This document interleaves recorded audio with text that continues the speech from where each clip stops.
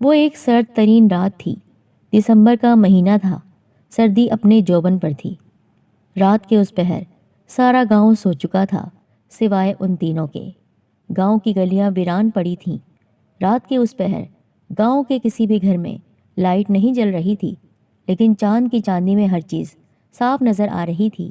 جلد ہی وہ تینوں گاؤں سے باہر نکل آئے۔ اب ان کا رخ سامنے کھڑے بڑے بڑے پہاڑوں کی طرف تھا۔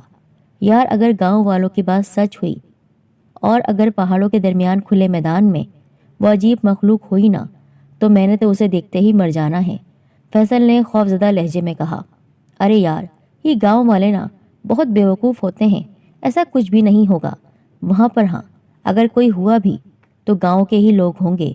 وہ گاؤں والوں کو ڈرانے کی کوشش کر رہے ہیں کہ اس طرف کوئی بھی نہیں آئے، عمر نے چلتے چلتے کہا۔ اور یہ تو سوچو نا کہ وہ عجیب مخلوق صرف دسمبر کے مہینے میں آتی ہے، باقی مہینوں میں کیوں نہیں آتی؟ کیا انہیں باقی مہینوں میں ڈر لگتا ہے وہاں آنے سے؟ مزمل نے فیصل کو دیکھتے ہوئے کہا۔ اور ہاں، اگر تم واپس جانا چاہتے ہو تو جا سکتے ہو، ہمیں کوئی اعتراض نہیں ہے، اور نہ ہی ہم بعد میں تم سے کوئی شکایت کریں گے، عمر نے آہستہ سے کہا۔ ارے یار، تم تو ناراض ہی ہو گئے، میں تو ایسے ہی کہہ رہا تھا، فیصل نے دونوں کی طرف دیکھتے ہوئے کہا۔ تو وہ دونوں مسکرا دیے، لیکن فیصل دل ہی دل میں تھوڑا ڈرا ہوا تھا۔ وہ اپنے دوستوں کے ساتھ جانے سے انکار نہیں کر سکتا تھا، اس لیے وہ ان کے ساتھ جا رہا تھا۔ گاؤں میں یہ بات مشہور تھی کہ گاؤں سے تھوڑے فاصلے پر جو پہاڑ ہیں، ان پہاڑوں کے درمیان کھلے میدان میں دسمبر کے مہینے میں ایک عجیب مخلوق آتی ہے، اور دسمبر کے مہینے میں جو کوئی بھی وہاں جاتا ہے وہ واپس نہیں آتا۔ گاؤں کے چند لوگوں نے اس مخلوق کو اپنی آنکھوں سے دیکھا تھا۔ گاؤں کا ایک آدمی جس کا نام فاروق ہے، اس کا کہنا ہے کہ ایک دفعہ اس کی بھینس رات کو ان پہاڑوں کی طرف چلی گئی۔ وہ غریب تھا، اس لیے وہ بھینس کو پکڑنے کے لیے ان پہاڑوں کی طرف چلا گیا۔ وہاں اس کی بھینس ان پہاڑوں کے درمیان کھلے میدان میں چلی گئی۔ ایک عجیب سی روشنی وہاں پھیلی ہوئی تھی۔ اس عجیب سی روشنی میں اسے وہاں ایک عجیب سی بلا دکھائی دی۔ ان کی شکلیں بہت ہی خوفناک تھی۔ وہ ایک بلا نہیں تھی، بہت ساری تھیں۔ جیسے ہی وہ بھینس اس مخلوق کے قریب پہنچی، وہ اس پر ٹوٹ پڑی اور چند ہی لمحوں میں اس بھینس کا کام تمام کر دیا۔ اس کی ہڈیاں تک وہ کھا گئیں۔ اس کے بعد وہ فاروق کی جانب بڑھ رہی تھی، لیکن خوش قسمتی سے وہ وہاں سے بھاگ نکلا اور ان کے ہاتھ نہیں آیا، اور گھر آ کر ہی دم لیا، لیکن کافی دنوں تک بیمار رہا۔ ایک اور واقعہ گاؤں کی مسجد کے امام کے ساتھ پیش آیا۔ ان کا نام حافظ لقمان ہے۔ ان کا کہنا ہے ایک بار رات کو وہ دوسرے گاؤں سے اپنے گاؤں آ رہے تھے۔ جب وہ اس کھلے میدان میں پہنچے تو وہ مخلوق ان کے سامنے آ گئی۔ ان کی شکلیں بہت ہی خوفناک تھیں۔ ان خوفناک شکلوں میں انہیں ایک خوفناک بوڑھی عورت بھی دکھائی دی۔ ان کو اچانک اپنے سامنے دیکھ کر وہ ایک دم ڈر سے گئے۔ سخت سردی میں پورا جسم پسینے پسینے ہو گیا، لیکن پھر خود کو سنبھالا اور قرآن مجید کی تلاوت کرنے لگے۔ جیسے ہی آیت مبارکہ پڑھی، وہ مخلوق، وہ بوڑھی عورت چیختی ہوئی وہاں سے غائب ہو گئی۔ گاؤں کے 2-3 اور آدمیوں نے وہاں سے گزرتے ہوئے اس مخلوق کو دیکھا تھا۔ وہ مخلوق انہیں پکڑنا چاہتی تھی، لیکن وہ بھی وہاں سے دور ہو گئے، کیونکہ وہ اسی میدان میں سب کا شکار کرتی تھی، اس سے نکل کر نہیں۔ نہ جانے کیا راز تھا دسمبر کے اس مہینے کا۔ کئی لوگ وہاں گئے، لیکن آج تک کوئی بھی واپس نہیں آیا۔ ان واقعات سے گاؤں کے لوگوں نے بہت زیادہ ڈرنا شروع کر دیا، خوفزدہ ہو چکے تھے۔ اس لیے دسمبر کے مہینے میں اندھیرا پھیلتے ہی لوگ اپنے گھروں میں گھس جاتے۔ فیصل، عمر اور مزمل دسمبر کے اس راز کو جاننے کے لیے جا رہے تھے۔ وہ سمجھ رہے تھے کہ یہ سب لوگوں کی جھوٹی کہانیاں ہیں، اور یہ جو کوئی بھی کر رہا ہے وہ گاؤں میں خوف و ہراس پھیلا رہا ہے، اور گاؤں کا ہی ہے۔ اپنے اس مقصد میں وہ کامیاب ہو چکا ہے۔ وہ اس کے مقصد کو ناکام بنانا چاہتے تھے، اور گاؤں والوں کو یہ بتا دینا چاہتے تھے کہ یہ سب جھوٹ ہے۔ اس لیے وہ تینوں پہاڑوں کی طرف جا رہے تھے۔ وہ چلتے چلتے پہاڑوں کے پاس پہنچ چکے تھے، اور جلد ہی وہ پہاڑوں پر چڑھ بھی گئے۔ انہوں نے پہاڑوں پر کھڑے ہو کر دوسری طرف دیکھا۔ انہیں وہاں کچھ بھی دکھائی نہیں دیا۔ دیکھ یار، میں نے کہا تھا نا کہ یہاں ایسا کچھ بھی نہیں ہے، عمر نے فیصل کی طرف دیکھتے ہوئے کہا۔ اچھا چلو نیچے جا کر بھی دیکھ لیتے ہیں کہ وہاں کچھ ہے یا نہیں، مزمل نے پہاڑ سے نیچے اترتے ہوئے کہا۔ وہ دونوں بھی اس کے پیچھے پیچھے اترنے لگے۔ جلد ہی وہ پہاڑ سے نیچے اتر گئے۔ اب ان کا رخ اس کی طرف تھا جہاں لوگوں نے اس عجیب مخلوق کو دیکھا تھا۔ جیسے ہی وہ اس طرف پہنچے، وہاں ایک دم عجیب سی روشنی پھیل گئی، اور ساتھ ہی انہیں اپنے ارد گرد بہت ہی خوفناک چیخیں سنائی دینے لگیں، جسے سن کر وہ تینوں ڈر گئے۔ کون ہے؟ مزمل نے کانپتی ہوئی آواز میں کہا۔ تو اس کے ساتھ ہی وہاں سفید دھواں پھیلنے لگا۔ جب دھواں ختم ہوا تو ان کے ارد گرد بہت ہی خوفناک شکل والی مخلوق کھڑی تھی۔ وہاں پر جتنے بھی بھوت اور چڑیلیں تھیں ان کی شکلیں بے حد خوفناک تھیں۔ ان کی رنگت کالی سیاہ تھی اور سارے جسم پر کالے بال تھے۔ ان کی آنکھوں کی جگہ 2 گڑھے تھے جس سے تازہ خون بہہ رہا تھا۔ ان کے منہ سے اوپر کی طرف تمام دانت باہر کو نکلے ہوئے تھے اور ان کے ہاتھوں کے ناخن کافی لمبے اور نوکیلے تھے۔ وہ مخلوق آہستہ آہستہ ان کی طرف بڑھ رہی تھی۔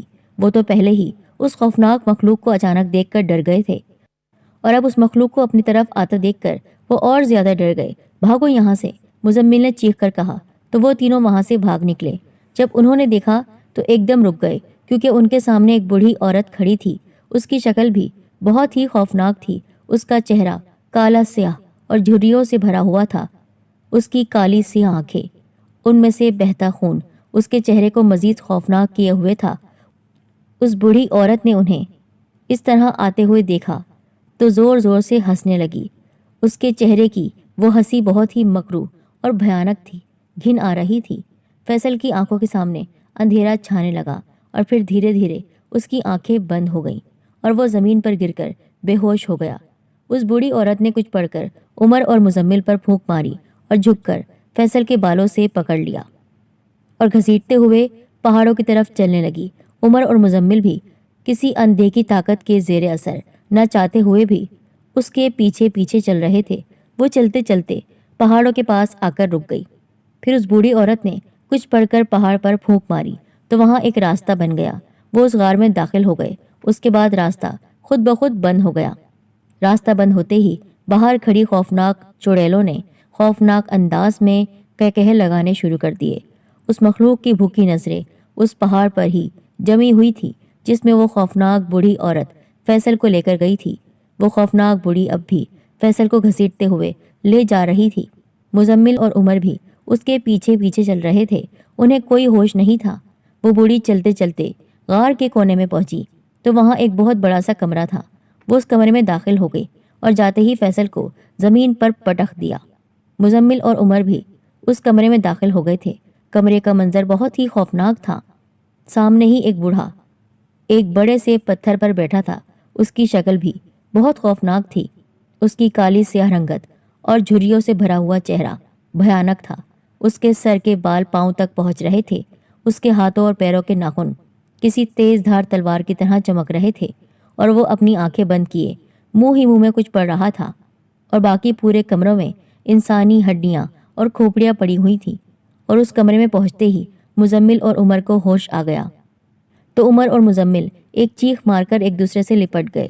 وہ بہت ہی خوفناک آنکھیں تھیں۔ ایک چمک تھی، شیطانی چمک۔ وہ خوفزدہ نظروں سے اس کی طرف دیکھ رہے تھے۔ دیکھو میں تمہارے لیے کیا تحفہ لائی ہوں۔ میں ابھی اس لڑکے کو ذبح کرتی ہوں اور تجھے اس کا دل، گردے اور آنکھیں نکال کر دیتی ہوں۔ تو کھائے گا تو پھر تیری طاقت بڑھ جائے گی۔ اس بوڑھی نے فیصل کی طرف اشارہ کرتے ہوئے کہا۔ عمر اور مزمل کانپ کر رہ گئے۔ نہیں نہیں، اس لڑکے کو ابھی ذبح نہ کرنا۔ یہ لڑکا ہمارے لیے بہت خاص ہے۔ تو ایسا کر، ان دونوں لڑکوں میں سے کسی ایک کو ذبح کر دے۔ اس بوڑھے نے مزمل اور عمر کی طرف دیکھتے ہوئے کہا۔ اس لڑکے میں ایسی کون سی خاص بات ہے؟ اس نے گہری نظروں سے فیصل کو گھورتے ہوئے کہا۔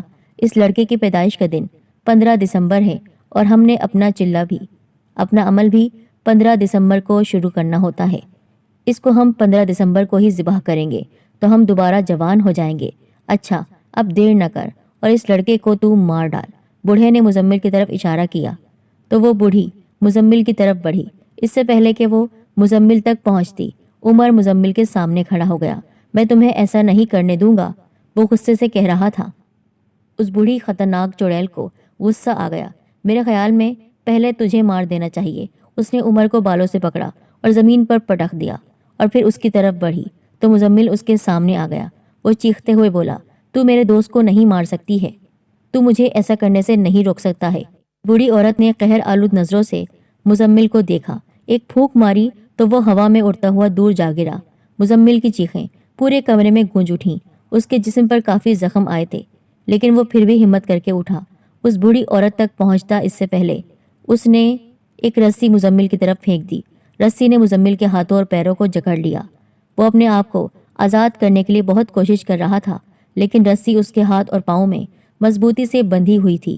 وہ بوڑھی عورت عمر کی طرف بڑھی اور جھک کر اس کے بالوں سے اس کو پکڑنا چاہا۔ عمر نے ایک لات اس کے سر پر دے ماری، لیکن وہ خوفناک بوڑھی عورت اپنی جگہ سے ہلی تک نہیں۔ پھر اس عورت نے عمر کو بالوں سے پکڑا، گھسیٹتے ہوئے اس بوڑھے کے پاس لے گئی۔ بوڑھے کے ہاتھوں میں خنجر تھا۔ اس نے عمر کو اس کے سامنے لٹا دیا اور مضبوطی سے پکڑ لیا۔ چھوڑو میرے دوست کو، مزمل رو رہا تھا، چیخ رہا تھا۔ اس بوڑھے نے عمر کو گہری نظروں سے دیکھا۔ عمر چیخ رہا تھا اور اپنے آپ کو اس کے ہاتھوں سے چھڑانے کی کوشش کر رہا تھا، لیکن وہ اپنا آپ کو چھڑا نہیں پا رہا تھا۔ اس خوفناک بوڑھی چڑیل کے ہاتھوں میں نوجوانوں سے بھی زیادہ طاقت تھی۔ وہ تھی تو بوڑھی، لیکن اپنے اندر پہاڑ جتنی طاقت رکھتی تھی۔ پھر اس بوڑھے نے اس کی گردن پر زور سے خنجر مارا تو عمر کی لرزہ خیز چیخیں پورے کمرے میں گونج اٹھیں۔ کوئی بھی سنتا تو تڑپ جاتا۔ وہ بوڑھی کے ہاتھوں میں تڑپ رہا تھا اور پھر ایک دم ہی وہ بالکل پرسکون ہو گیا۔ چیخیں تھم گئیں، وہاں پر گہری خاموشی چھا گئی۔ مزمل نیم بے ہوشی کے عالم میں یہ سب کچھ دیکھ رہا تھا اور کچھ نہیں کر پا رہا تھا، کچھ نہیں کر سکا، اپنے دوست کو نہیں بچا سکا۔ وہ بوڑھا آدمی اس پر جھکا اور اس کا خون پینے لگا۔ خون پینے کے بعد اس نے پراسرار انداز میں مسکرانا شروع کر دیا۔ اس بوڑھے کو مسکراتا ہوا دیکھ کر وہ بوڑھی عورت بھی مسکرانے لگی۔ پھر وہ بھی اس پر جھک گئی اور اس کا خون پینا شروع کر دیا۔ تھوڑی ہی دیر بعد اس نے سر اٹھایا۔ اس کا چہرہ بھی خون سے تر تھا۔ ان دونوں کے چہرے خوفناک طریقے سے بگڑے ہوئے تھے۔ مسکراہٹ مکرو سی پھیلی ہوئی تھی۔ پھر اس کے بعد انہوں نے اس کے جسم کے ٹکڑے ٹکڑے کر دیے۔ مزمل بھی بے ہوش ہو گیا تھا۔ اسے جب ہوش آیا تو اس کے ساتھ فیصل بھی رسیوں سے بندھا ہوا تھا۔ فیصل، مزمل نے کانپتی ہوئی آواز میں فیصل کو پکارا، لیکن فیصل گہری بے ہوشی میں تھا۔ مزمل نے دیکھا وہ بلائیں کسی اور کو کھانے میں مصروف تھیں۔ تھوڑی ہی دیر بعد وہ چڑیلیں اس لاش کو کھانے کے بعد باہر چلی گئیں۔ اب غار میں ہڈیوں اور کھوپڑیوں کے علاوہ کچھ بھی نہیں تھا، نہ ہی وہ بوڑھی چڑیل تھی، نہ ہی وہ جادوگر۔ غار میں مزمل حسرت بھری نظروں سے عمر کے ڈھانچے کو دیکھ رہا تھا۔ مزمل، فیصل کی آواز پر مزمل چونکا۔ فیصل، تم ٹھیک تو ہو نا؟ مزمل، وہ خوفناک بوڑھی، اس بوڑھے نے گاؤں کے ایک آدمی کو مار کر اس کے دل گردے اور آنکھیں نکال کر کھائی ہیں، اور میں یہ سب نہیں دیکھ سکا، اور اس سے پہلے انہوں نے ہمارے دوست کو بھی مار دیا، ہمارے دوست عمر کو بھی اسی حال تک پہنچا دیا۔ ہاں، میں سچ کہہ رہا ہوں۔ یہ بات سن کر وہ رونے لگا۔ بہت افسوس ہوا، ہمارا دوست ہم سے چھین لیا گیا۔ اب کیسے ہم دونوں نکلیں گے؟ نہیں، وہ ہمیں بھی مار ڈالیں گے۔ ہاں فیصل، وہ بہت ہی خطرناک ہے۔ مجھے تو اس بوڑھی چڑیل سے بہت خوف آتا ہے۔ اس بوڑھی کے ہاتھوں میں بہت طاقت ہے۔ وہ بہت ہی پراسرار قوتوں والی ہے کہ اس نے مجھ پر کچھ پڑھ کر پھونک ماری تو میں ہوا میں اڑتا ہوا دیوار کے ساتھ جا ٹکرایا اور پورا جسم زخموں سے بھر گیا، لیکن پھر بھی میں نے ہمت نہیں ہاری۔ میں اٹھا، لیکن اتنی دیر میں اس بوڑھے نے مجھ پر رسی پھینک دی اور مجھے رسی میں جکڑ لیا۔ اس نے تفصیل بتائی۔ وہ آپس میں باتیں کر رہے تھے کہ غار میں اچانک تیز سفید روشنی پھیل گئی۔ روشنی بہت زیادہ تیز تھی، اس لیے مزمل اور فیصل نے اپنی آنکھیں بند کر لیں۔ فیصل اور مزمل، اپنی آنکھیں کھولو۔ ان کے کانوں میں ایک پراسرار عجیب سی آواز ٹکرائی۔ انہوں نے اپنی آنکھیں کھولی تو وہ حیران رہ گئے۔ ان کے سامنے عمر سفید لباس میں تھا۔ وہ حیرت کا مجسمہ بنے اس کی طرف دیکھ رہے تھے۔ عمر، تم زندہ ہو؟ مزمل تو کہہ رہا تھا کہ تم مر چکے ہو۔ ہاں، میں مر چکا ہوں، اور اب میری روح تمہارے سامنے کھڑی ہے۔ ان ظالموں نے مجھے بہت بھیانک موت مارا ہے۔ عمر کی روح نے فیصل کی بات کاٹ کر کہا۔ عمر، مجھے معاف کر دو، میں تمہیں بچا نہیں سکا۔ تم نے مجھے بچا کر اپنے آپ کو موت کے حوالے کر کے اپنی دوستی کا حق نبھا دیا، لیکن میں تمہیں نہیں بچا سکا۔ مزمل نے شرمندگی سے کہا۔ نہیں مزمل، مجھے تم سے کوئی شکوہ نہیں ہے۔ تم تو مجھے بچانے کے لیے بہت کوشش کر رہے تھے، لیکن تم خود بے بس تھے۔ اس بوڑھے جادوگر کی رسی نے تم کو جکڑ لیا، اور مجھے فخر ہے کہ میں نے اپنے دوست کے لیے اپنی جان دے دی۔ عمر کی روح نے مزمل کو حوصلہ دیتے ہوئے کہا۔ میں نے سنا تھا کہ روح جسم سے نکلنے کے بعد آسمانوں میں چلی جاتی ہے، لیکن تمہاری روح تو زمین پر رہ گئی۔ تم کیسے یہاں پر آئے؟ یہ بوڑھا جب بھی کسی کو ذبح کرتا ہے تو ایک منتر پڑھتا ہے جس سے اس کی روح اس بوڑھے کے حصار میں قید ہو جاتی ہے، لیکن جب اس نے مجھے ذبح کیا تو اس نے وہ منتر نہیں پڑھا، جس سے میری بے قرار روح یہاں ہی اس غار میں قید ہو کر رہ گئی۔ میری روح اب اس بوڑھے کے حصار میں نہیں ہے، اس کے چنگل سے باہر ہے۔ جو روحیں اس کے حصار میں قید ہو جاتی ہیں وہ اگلے دسمبر کو زندہ ہو جاتی ہیں اور انہی کی طرح خونی درندہ بن جاتی ہیں، بلا بن جاتی ہیں، اور یوں ان کی تعداد میں اضافہ ہوتا جاتا ہے۔ جب دسمبر کا مہینہ ختم ہو جاتا ہے تو ان سب بھوتوں چڑیلوں اور بوڑھے بوڑھی کے جسم سے گوشت گل سڑ کر اتر جاتا ہے اور یہ سب ہڈیوں کا ڈھانچہ بن جاتے ہیں اور اسی غار میں قید ہو کر رہ جاتے ہیں۔ جب دسمبر آتا ہے تو پھر ان کے جسم گوشت سے خود بھر جاتے ہیں اور یہ دوبارہ زندہ ہو جاتے ہیں اور انسانوں کو اپنا شکار بنانے لگتے ہیں اور ان کو اپنا جیسا ہی کر لیتے ہیں، جس سے ان کی تعداد میں اضافہ ہوتا جاتا ہے۔ عمر کی روح نے انہیں دسمبر کا وہ سچ بتا دیا، وہ راز بتا دیا جس کو جاننے وہ یہاں آئے تھے۔ یہ سب بتانے کے بعد عمر خاموش ہو گیا۔ تھوڑی دیر تک خاموشی چھائی رہی، پھر عمر کی روح نے خاموشی کو توڑا۔ میرے دوستو، میری روح اس بوڑھے کی قید میں نہیں ہے، لیکن پھر بھی میری روح اگلے دسمبر کو ان کی طرح ہی خونی درندہ بن جائے گی۔ پھر میری روح بھی انسانوں کا خون کرے گی اور ان کا گوشت کھائے گی، لیکن میں یہ سب نہیں چاہتا۔ جب تک وہ بوڑھا جادوگر اور وہ بوڑھی چڑیل مر نہیں جاتے تب تک میری روح اس غار سے باہر نہیں نکل سکتی۔ میرے دوستو، مجھے اور اپنے آپ کو اس قید سے باہر نکالو اور ان دونوں کو مار دو۔ عمر کی روح نے انہیں تفصیل بتاتے ہوئے کہا۔ ہم انہیں کیسے مار سکتے ہیں؟ وہ دونوں تو بہت طاقتور ہیں۔ آج 15 دسمبر ہے اور وہ بوڑھا بوڑھی اس غار کے نیچے ایک تہہ خانے میں اپنا چلا کر رہے ہیں۔ اگر ان کا عمل مکمل ہو گیا تو وہ فیصل اور تم کو ذبح کر دیں گے اور وہ تمہارا خون پی جائیں گے اور دوبارہ زندہ ہو جائیں گے، لیکن میں ایسا کبھی نہیں چاہوں گا۔ عمر نے ان کی طرف دیکھتے ہوئے کہا۔ میں سوچ رہا ہوں کہ انہوں نے ابھی تک مجھ پر اپنا وار کیوں نہیں کیا۔ مزمل نے عمر کی طرف گہری نظروں سے دیکھا۔ کل وہ تمہیں مارنے ہی والے تھے کہ انہیں اپنا نیا شکار مل گیا، جس کی وجہ سے انہیں تمہیں چھوڑنا پڑ گیا۔ عمر، ہمیں ان کی کوئی ایسی کمزوری بتاؤ کہ ہم ان کا مقابلہ کر سکیں اور ہمیشہ ہمیشہ کے لیے ان کا خاتمہ کر سکیں۔ ان دونوں کو ختم کرنے کا ایک ہی طریقہ ہے۔ وہ اس وقت عمل کر رہے ہیں اور عمل چھوڑ کر اگر ان کے عمل کو بیچ میں روک دیا جائے اور ان کو اپنے قریب بلایا جائے اور وہ دائرے سے باہر آ جائے تو تم ان کو ختم کر سکتے ہو۔ ان کو خود بخود آگ لگ جائے گی۔ جلدی جلدی نیچے تہہ خانے میں جاؤ اور ان کو ختم کر دو۔ لیکن ہم تہہ خانے میں کیسے جائیں گے؟ ہم تو خود رسیوں میں بندھے ہوئے ہیں۔ میں ابھی تم کو رسیوں سے آزاد کر دیتا ہوں، بس تم ان پر حملہ کر دو۔ اتنا کہہ کر وہ ان کی رسیوں کو کھولنے لگا۔ اس کے ہاتھ سے رنگ برنگی شعاعیں نکلنے لگی۔ جیسے ہی وہ رسیوں سے ٹکرائیں، رسیاں ٹوٹ کر نیچے زمین پر گر گئیں اور وہ دونوں آزاد ہو گئے۔ انہوں نے ایک نظر عمر کی طرف دیکھا اور کہا، تہہ خانے کا راستہ کس طرف ہے؟ سیدھی جانب۔ دونوں بھاگتے ہوئے دائیں طرف جانے لگے۔ ایک جگہ ان کو نیچے جاتی ہوئی سیڑھیاں نظر آئیں۔ ابھی وہ نیچے اترنے ہی والے تھے کہ عمر کی روح نے انہیں رکنے کو کہا۔ وہ ایک دم رک گئے۔ انہیں مارنے کے لیے تمہارے پاس کوئی ہتھیار نہیں ہے، تم کس چیز سے انہیں مارو گے؟ اس کی بات سن کر وہ دونوں سوچ میں پڑ گئے۔ یار، تم ہی ہماری مدد کرو، ہمیں ہتھیار دے دو۔ وہ دیکھو، اس بوڑھے کا خنجر پڑا ہوا ہے جس سے اس نے مجھے ذبح کیا تھا، تم وہ اٹھا لو۔ مزمل جلدی سے آگے بڑھا اور خنجر اٹھا لیا۔ اچھا، اب تم دونوں جلدی جاؤ، انہیں ختم کر دو، ان کا عمل ختم ہونے والا ہے، عمر کی روح نے کہا، اور وہ دونوں نیچے کی طرف بھاگ پڑے۔ تہہ خانہ بہت ہی گہرا تھا۔ سیڑھیاں تھیں کہ ختم ہونے کا نام ہی نہیں لے رہی تھی۔ 10 منٹ تک اترنے میں وہ اپنا وقت صرف کر چکے تھے۔ نیچے وہ پہنچے۔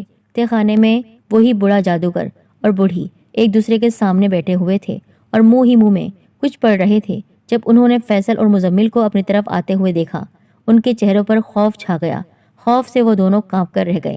ان دونوں کو گھورنے لگے۔ ان کے دیکھنے کا انداز بہت ہی ڈراؤنا تھا۔ مزمل، جلدی کرو، ان کا عمل مکمل ہونے سے پہلے ان کو مار ڈالو۔ ان کے کانوں میں عمر کی آواز آئی۔ وہ جلدی سے آگے بڑھا اور ایک ہی وار میں بوڑھے کی گردن تن سے جدا کر دی تو تہہ خانے میں بوڑھے کی خوفناک اور دل کو دہلا دینے والی چیخیں گونجنے لگیں۔ اس بوڑھے کے جسم کو آگ لگ گئی۔ اب مزمل اس بوڑھی عورت کی طرف بڑھا تو وہ خود چیختی ہوئی دائرے سے باہر آ گئی۔ جیسے ہی وہ باہر آئی، اس کے جسم کو بھی آگ لگ گئی۔ بھیانک طریقے سے وہ جل رہی تھی۔ خاک ہو گیا اس کا جسم۔ اس کے ختم ہوتے ہی خوفناک چیخیں گونجنے لگیں۔ اتنی خطرناک وہ چیخیں تھیں کہ ان کو اپنے کانوں پر ہاتھ رکھنے لگے، لیکن پورا تہہ خانہ ہل رہا تھا۔ چھت بھی زور زور سے ہل رہی تھی۔ جیسے ہی وہ چھت نیچے آ گرنے والی تھی، فیصل جلدی سے مزمل کی طرف بڑھا اور اس کو پکڑ کر سیڑھیوں کی طرف لپکا۔ تھوڑی ہی دیر بعد وہ تہہ خانہ بالکل ختم ہو چکا تھا۔ چھت گر چکی تھی۔ وہ غار میں پہنچے تو غار بہت ہی خوفناک چیخوں سے گونج رہا تھا، اور وہاں پر جتنی بھی ہڈیاں اور کھوپڑیاں پڑی ہوئی تھیں ان کو بھی آگ لگی ہوئی تھی۔ عمر کی روح ایک طرف بے چین کھڑی تھی، ان دونوں کا ہی انتظار کر رہی تھی۔ ان دونوں کو باہر آتے دیکھ کر اس کے چہرے پر مسکراہٹ پھیل گئی، اور اس نے کچھ پڑھ کر سامنے پھونک ماری تو وہاں سے باہر نکلنے کا راستہ بن گیا۔ عمر کی روح نے انہیں باہر جانے کو کہا تو وہ بھاگتے ہوئے غار سے باہر نکل گئے۔ انہیں عجیب سی روشنی میں بہت سی چڑیلیں جلتی ہوئی دکھائی دیں۔ ان کی خوفناک چیخیں ہر طرف گونج رہی تھیں۔ مزمل اور فیصل کافی دیر تک وہاں کھڑے رہے۔ اب وہ تمام بھیانک منظر دھیرے دھیرے ختم ہو رہا تھا، اور پھر سب کے جسم دھواں بن کر غائب ہو گئے۔ تھوڑی دیر بعد وہاں سب کچھ ختم ہو گیا اور سکون آ گیا۔ اب نہ تو وہاں پر خوفناک چڑیلیں تھیں اور نہ ہی ان کی آوازیں۔ فیصل اور مزمل ایک دوسرے کو دیکھ کر مسکرائے اور پھر پہاڑ پر چڑھنے لگے۔ جب وہ پہاڑ پر چڑھنے کے بعد دوسری طرف اترنے لگے تو ان کو عمر کی روح وہاں کھڑی نظر آئی۔ میرے دوستو، تم نے مجھے خونی درندہ بننے سے بچا لیا، اس مخلوق کو تم نے ختم کر دیا۔ اب یہ بلا کبھی بھی یہاں نہیں آئے گی۔ تم دونوں نے مجھے اس بوڑھے جادوگر کی قید سے آزاد کر دیا۔ اب میری روح کو سکون مل گیا۔ اچھا دوستو، اب میں چلتا ہوں، تم دونوں اپنا خیال رکھنا۔